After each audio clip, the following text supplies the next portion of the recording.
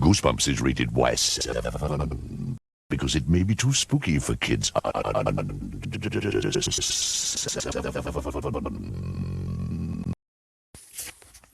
Hello, Goosebumps fans. Paparina did it again. Squidjib didn't. We'll most likely have to wait for that. But while we wait for them to actually do How to Kill a Monster, we talk about Haunted Mask 2. So this is going to be the spin-off videos. I guess what we really should talk about is the inconsistencies from the first book to the second book. Because, my gosh, there's some inconsistencies. They're really good. There is some crazy ones. Unlike what happened with Spider, Spider got taken out, so that makes sense, and the store is gone, and the place that he lived in is gone. Yeah. Meanwhile, this one, the store is still there, but the store is now closed, like officially closed, and it's like, I wonder why. That's a good question. I have no idea. It's like, why would they close the party store? It's like,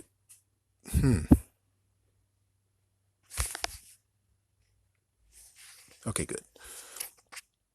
It's like, so does that mean Carly Beth told on him?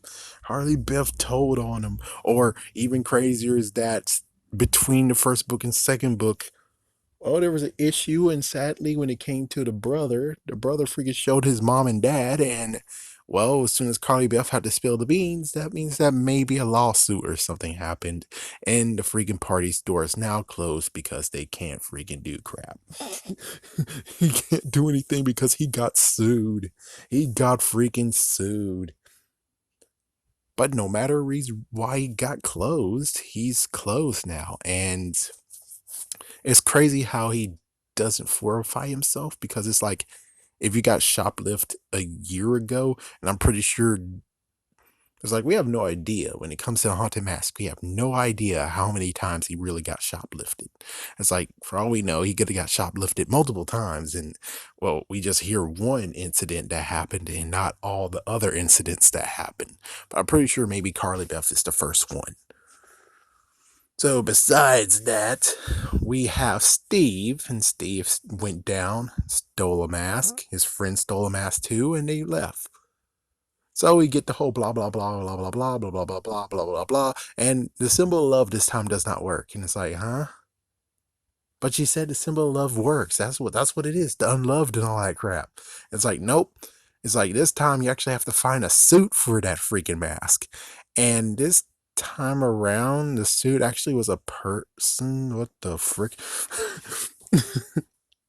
So that means that every single freaking mask in there has a suit for them, meaning that all of those, let's just say this is like, let's say this is like the episode.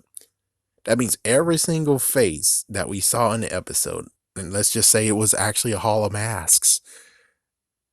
Well, we get to the crazy part in a minute, but the thing is that let's just say those are people.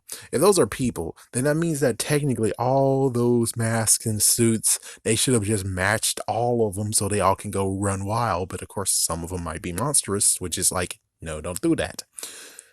So the best part about it is that, then does that mean the freaking symbol of love was bullcrap? And that this freaking monstrous thing, even though who wants this monstrous bastard to have a freaking damn body? Oh, hell no. But it technically means that kinda, sorta, that mask has a freaking suit to go with it, which means, oh good lord. Oh good lord. And who really wants to have the mask to show up? And now the mask is actually, and it's funny, but like, yeah, it's just Jim Carrey, but even worse. It's like, yes. So now the mask has a full body, and now it can run rampant all nutso. And it's kind of funny. It's like, maybe that could have been the sequel. That would be interesting. The sequel of where the Haunted Mask 2, where when it comes to Carly Beth, we take the second book, the actual second book, and take that freaking idea and say, oh, she gave the mask back, and then all of a sudden, who knows, someone actually, maybe the mask is still there, but lo and behold, Steve, it was a jerk bag and already found a suit for it, and now, oh crap, the mask is live. Run for your freaking lives. Now it has a body, and now it's framing Carly Beth. That would be kind of cool. That would have been a freaking cool sequel. That would be cool. The haunted mask is haunting her life now because it is framing her, because everyone remembered previously she was wearing that mask, or at least a few people did. And what's worse is that even the freaking mask is like, I'm Carly Beth. And it's like, what the frick? So it's kind of cool where it's like, yeah, the freaking mask is framing her and she has no choice but to try to subdue the mask and also clear her name at the same time. I kind of want to see that book. I kind of want to see that book happen, but of course, nope. We have no idea where the mask is. Maybe the mask is hidden somewhere. The episode did better than the book did, where we don't know where the mask is. Screw it. It's like we have no idea where the mask is except for the freaking brand new universe where like we know where the mask is. And it's weird. Yeah, that other universe was weirder, and who knows, maybe the haunted mask alive. That could actually have been the sequel we really wanted to see from Goosebumps Gold. Thanks, Goosebumps Gold, but it doesn't exist now, so we don't know what exactly that one actually plays around. But I'm pretty sure that might have actually had Carly Beth going against the mask yet again, which is like, we kind of needed that. We kind of needed that.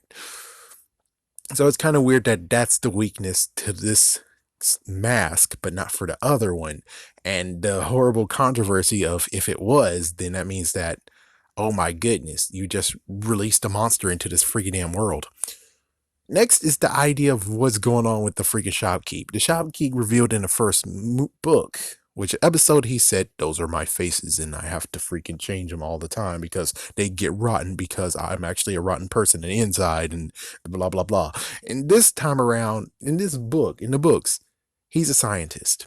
So that means that this dude, for some reason, is a freaking damn scientist. He closed his party store and what... So I don't get it. I thought he's like some kind of life form bull crap about the masks, and now he made suits too to go with them. I don't get it. It's like, yes, this freaking sequel just falls apart when you actually use the first book, which of course, like I said in the previous video, which was revealed, he doesn't like sequels. He doesn't do those well. And as we can see, for the most part, he did good, but the thing is that the whole twist part that was kind of supposedly funny, it doesn't pan out, especially with the scientist guy who's actually in there. It's like, yeah, the scientist guy's like, oh, yeah. It's like, I would have preferred that was a freaking hobo that lived in there. At least when it came to the freaking hobo, at least you mark him out of the equation because the freaking store is abandoned, which of course in the episode version, the original mask actually found his original owner and went on his face, and now he's taken over, and it's like, oh shit, which means the shopkeep is out of the equation, and Carly Beth has to put on that mask to save not only the shopkeep but also Steve too. Yeah, I think that's pretty good. It's like the episode did a freaking damn marvelous job. While this book, on the other hand, it's like, well, he's a scientist, and why didn't he have those masks sealed away? I mean, was he actually truly packing up the place? And it's like, how did it close down? That's the question. Is like, how did it close down? We don't know. And it's like, if you're a freaking damn scientist, shouldn't all those be in test tubes and then lock and key and everything? But instead, someone's able to sneak into your cellar and go into the basement that freaking easy. And it's like, man, you have the suckiest freaking laboratory in the world. Is as bad as Mr. Burns's place. It's like as bad as Mr. Burns's and bad as the, I forgot what was the internet one that was in the previous seasons of The Simpsons, where it is like, I don't have the key to the room over there, but I have the key to the nerf room that leads into the server system. It's like, oh, what the frick?